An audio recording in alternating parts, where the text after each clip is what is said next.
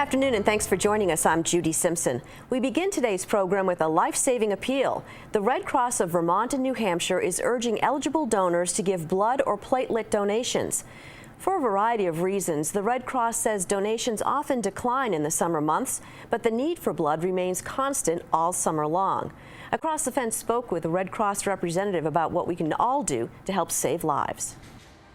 Well, the current situation with blood in general is usually once we come close to the summer months, we have a lot of folks who, they go on vacation, they travel, kids aren't in school anymore, so the blood supply and blood donation in general tends to drop off a bit.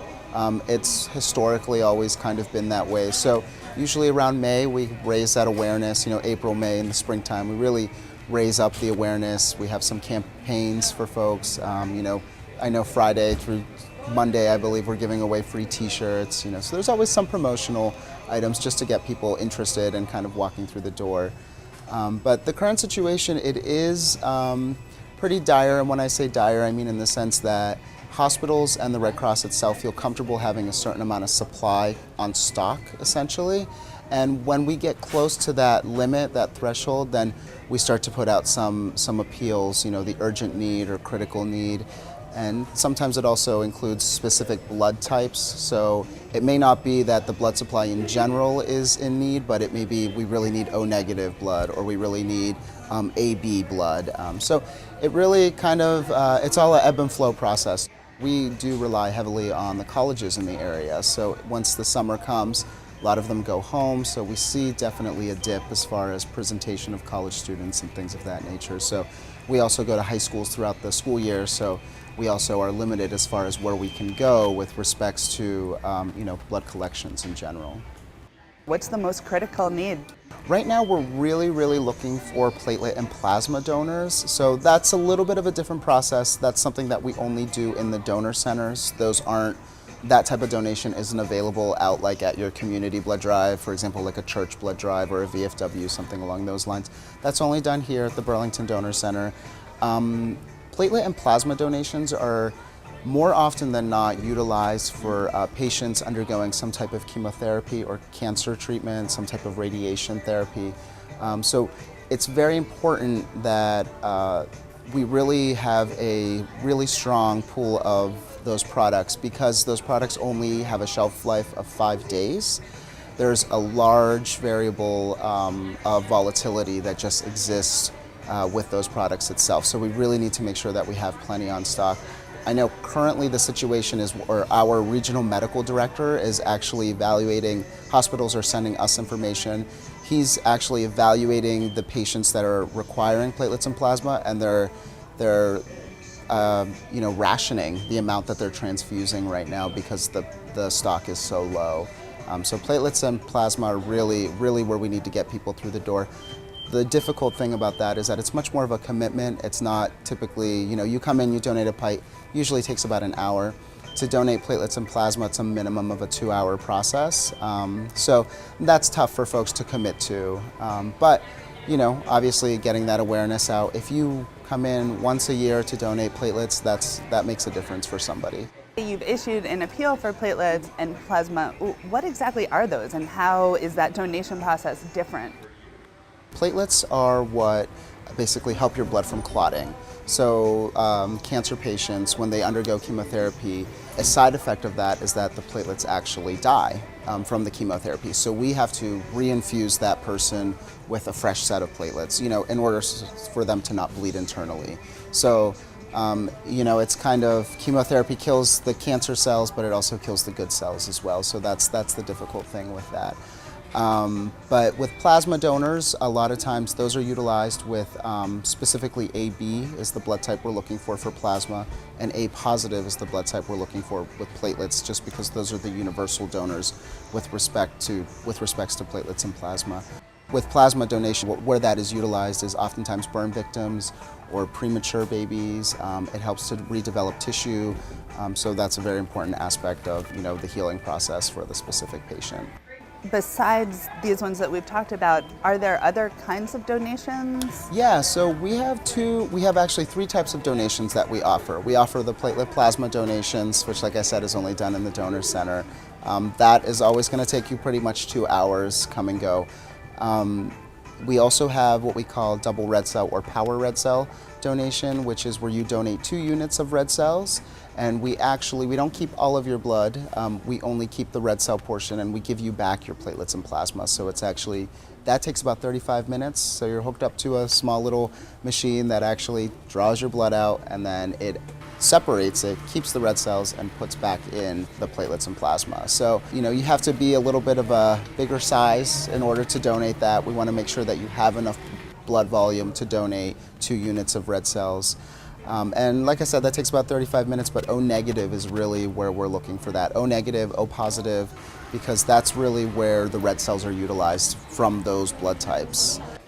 Everybody should be aware that their own specific blood type has a certain niche as far as where they fit in the donation process. So, how can people donate? Well, it's a lot easier now with technology. We have a blood donor app that you can download, which actually, if you have a smartphone, you can schedule your appointment through there. It also sends you appointment reminders, and actually it gives you a timeline as far as like how many donations you've actually donated through the Red Cross. Which is kind of neat, so people can keep track of themselves if they'd like. You can always just go online to redcrossblood.org and schedule an appointment, see what's available for you, or you can just take a look and kind of see what's filled and what's not, and you can determine, well, maybe this might be a good time for me to walk in if you can't just commit to an appointment. But you at least will get a sense as where, what the traffic patterns are with respects to the donors coming in and out. The Red Cross has multiple locations across our region, as well as community blood drives. If you want information about the center nearest you, or you want to make an appointment to donate, call the Red Cross toll-free. That's 1-800-RED-CROSS. Our next segment focuses on Vermont's original ice cream makers. The Wilcox family has been making ice cream in southern Vermont for 90 years. Today, the business is run by Howard Wilcox and his children, Christina and Craig. A few years ago, the family ran into a challenge, and they turned to UVM Extension for help. Keith Silva has our story. Working on Sweet Street in East Arlington, Vermont, has its perks. What makes good ice cream? The formulation, the ability to freeze the product very quickly. Wilcox's premium ice cream touts itself as Vermont's original ice cream. The Wilcox family has been making and delivering ice cream in Vermont since 1928. But this family business is older than that, and they've got the paperwork from the Equinox Hotel in Manchester to prove it. It is a purchase order for the hotel. They wanted broilers but had enough eggs. We've been in the business since 1889, and my great-great-grandfather started peddling as a value-added product, eggs and chickens, lamb, sheep, even to the point in 1892 he was trading my aunt's tuition at Burton Academy for lamb because they had students there. Today, Wilcox's premium ice cream makes 80,000 gallons of ice cream each year. It's all made by hand, and it happens very fast. Christina Wilcox is the company's chief financial officer and ice cream maker extraordinaire. I'm picking up a pint, I'm filling a pint, I'm setting it down and having another pint under the point of filling in sometimes 2 seconds. I have to use my peripheral vision to know that the containers are next to me and the person next to me is able to take that from me to put the lid on.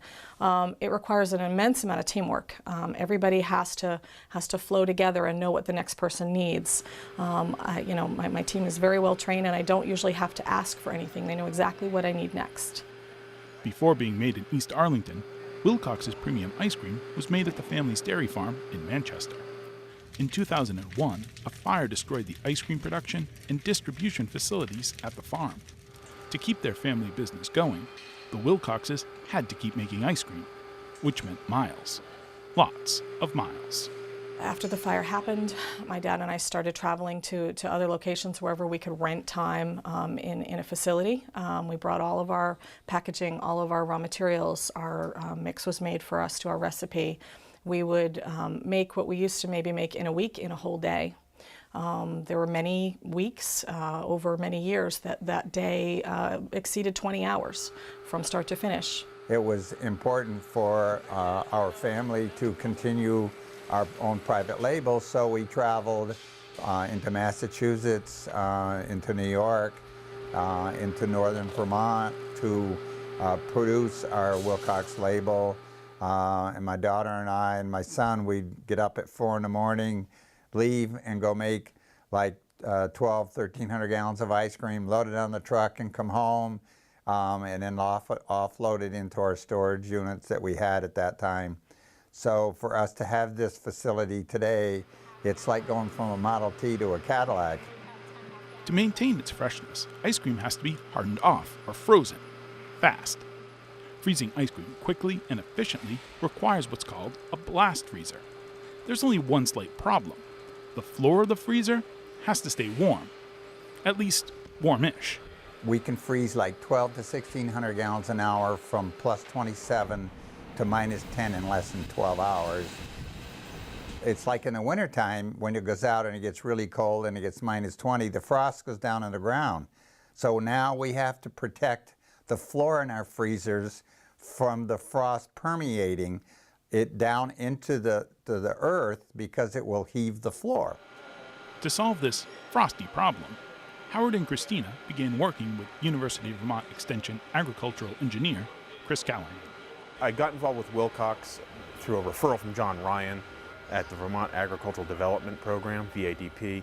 I spend a lot of my time working with farms on refrigerated storage and other food processors on various forms of refrigeration and basically environmental control, temperature and humidity control. So there was a pretty clear fit when first talking with Wilcox, the difference being this is much colder. The system Callahan designed from scratch is simple and uses something there's plenty of in a warehouse: air. We have a room that is at below freezing, and we're really dealing with conduction of heat into that room away from things that we're hoping to keep warm, like moisture in soil. And so what we're doing is taking air from this warehouse storage space and pumping it through the floor underneath the freezer to prevent it from freezing. This unit right here is one fan that is part of the floor frost prevention system. It's driven by or controlled by a thermostat, and this thermostat has a sensor that's deep inside the room, under the floor, and it's sensing the temperature of the floor. And when it starts to get below, say 45 degrees Fahrenheit, we kick this fan on using the thermostat, and what that fan does is bring this room temperature air, maybe it's 55 to 60 degree air, and it brings it through the floor to bring that temperature back up to prevent it from freezing. It's a pretty low-tech, low-energy, or energy-efficient means of preventing the floor from freezing. Chris Callahan and UVM Extension was just invaluable in that process. This was what you call a design build. We didn't have it all figured out before the day we started. We were figuring it out as we went along. This kind of challenge fits with the service UVM Extension is tasked to provide to Vermonters. A project like this really exemplifies my vision of what Extension is all about, because this is really putting research-based knowledge to use. This is an ice cream company that was looking to understand how to prevent their floor from freezing. There were large-scale commercially available options that, for a number of reasons, didn't fit for this company. The key question is, what are our options and how do we understand which one is best? The Wilcox family has been making ice cream for nearly 90 years, and there have been challenges along the way, for sure. But what matters most to them is that they keep making ice cream and keep their family business going for generations to come. This summer when we were making ice cream, there was 5 of us making ice cream and 3 generations. So it's really very rewarding to be able to pass the torch to other generations and to show them some of the things that I have learned, and I have already found there's things they have learned that they incorporate. So this is very exciting and very important to us to do this. It's perseverance. It's tattooed on our foreheads. So it's about being a part of something that is much larger than yourself. It's about, it's about continuing in what generations before you persevered through to make this even possible. Determination and dedication are good qualities in a family or a business. And if you're a Wilcox, You could even say they're sweet. In East Arlington, I'm Keith Silva with Across the Fence. Wilcox Premium Ice Cream is the exclusive supplier to UVM's newly reopened dairy bar, and the milk used to make the ice cream comes from UVM's own herd of cows at the University of Vermont. That's our program for today. Thanks for joining us. I'm Judy Simpson. I'll see you again next time on Across the Fence.